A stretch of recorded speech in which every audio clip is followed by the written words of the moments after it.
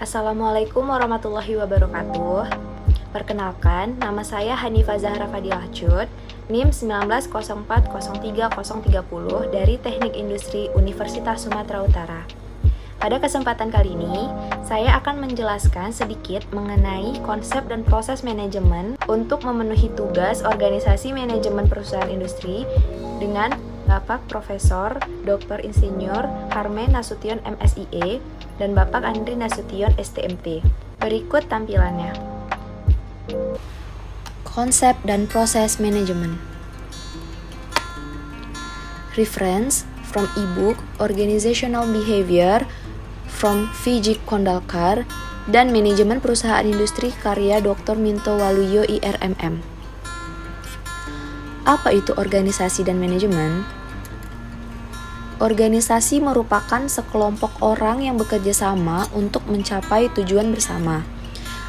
Sedangkan perilaku organisasi merupakan bidang studi yang mengkaji pengaruh yang dimiliki individu, kelompok, dan struktur organisasi terhadap perilaku dalam organisasi dengan tujuan menerapkan ilmu tersebut untuk meningkatkan keefektifan suatu organisasi. Dan manajemen merupakan koordinasi semua sumber, baik itu tenaga, manusia, dana, waktu, dalam membuat suatu perencanaan, pengorganisasian, pengendalian berbagai usaha anggota organisasi untuk mencapai tujuan yang diinginkan. Apa saja komponen organisasi? Yang pertama ada orang. Orang merupakan komponen utama dalam manajemen. Yang kedua, struktur. Struktur organisasi bersifat hierarkis. Kemudian teknologi. Mengelola teknologi adalah hal yang penting dari manajemen apapun itu. Pekerjaan merupakan tugas yang diberikan kepada setiap individu dalam suatu organisasi. Proses. Berbagai model peran membantu pemimpin dalam mengidentifikasi proses, pendekatan yang cocok untuk dibentuk. Lingkungan. Mempelajari lingkungan luar meliputi ekonomi, budaya, sosial, aspek hukum, politik, dan lain-lain. Perkembangan pemikiran manajemen. Teori klasik manajemen diantaranya birokrasi. Max Weber, seorang sosiolog asal Jerman yang memperkenalkan teori birokrasi ini. Weber menyatakan ada 3 jenis kewenangan di organisasi manapun. Yang pertama otoritas hukum, yang kedua tradisional otoritas, yang ketiga otoritas karismatik. Struktur model birokrasi, di mana puncak dalam struktur manajemen adalah top level management, lalu middle level management, yang terbagi juga menjadi supervisory management. Ciri-ciri birokrasi, yang pertama hierarki otoritas, kemudian pembagian pekerjaan, sistem yang jelas, seleksi dan promosi didasarkan pada kompetensi, kekuasaan hukum yang berasal dari jabatan resmi individu. Kemudian, manajemen ilmiah. Frederick Winslow Taylor, Frank Gilbreth, dan Lillian Gilbreth, dan Henry Gantt telah melakukan pekerjaan di bidang manajemen. Manajemen ilmiah berkaitan dengan pemisahan perencanaan dan pelaksanaan, kepemimpinan fungsional, analisis pekerjaan, standarisasi, seleksi ilmiah dan pelatihan kerja, insentif keuangan, revolusi mental.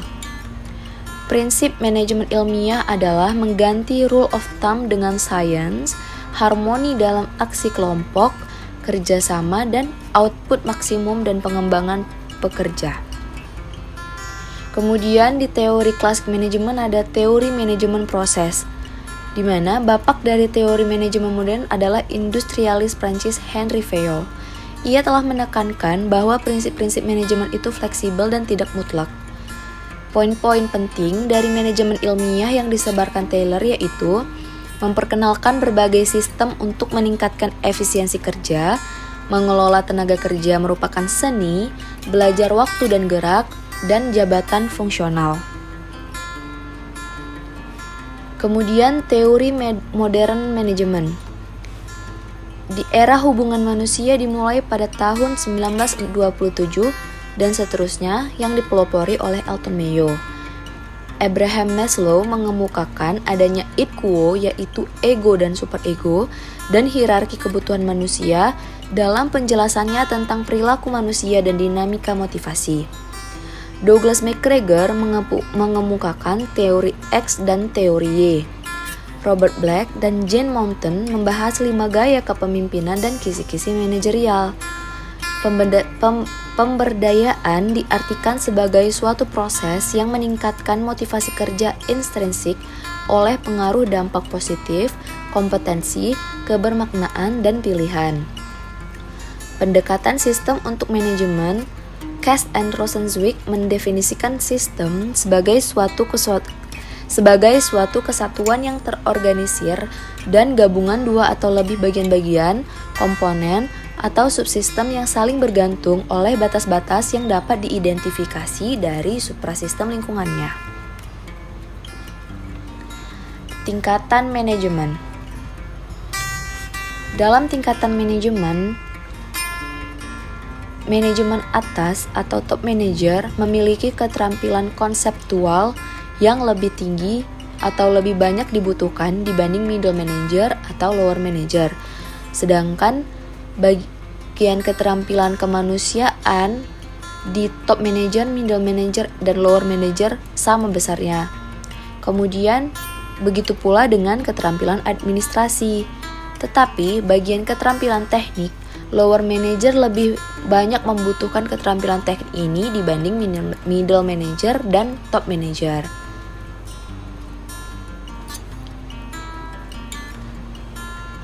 Prinsip-prinsip manajemen. Yang pertama, planning atau perencanaan.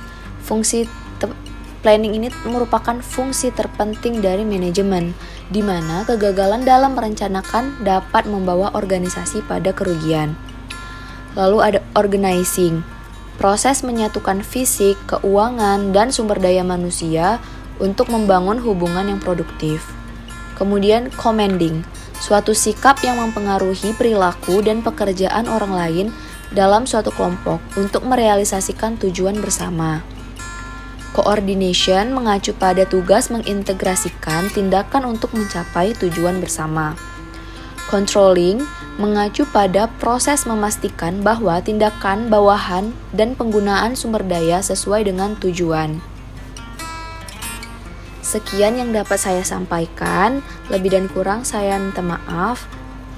Wabillahi taufiq wal hidayah. Wassalamualaikum warahmatullahi wabarakatuh. Terima kasih.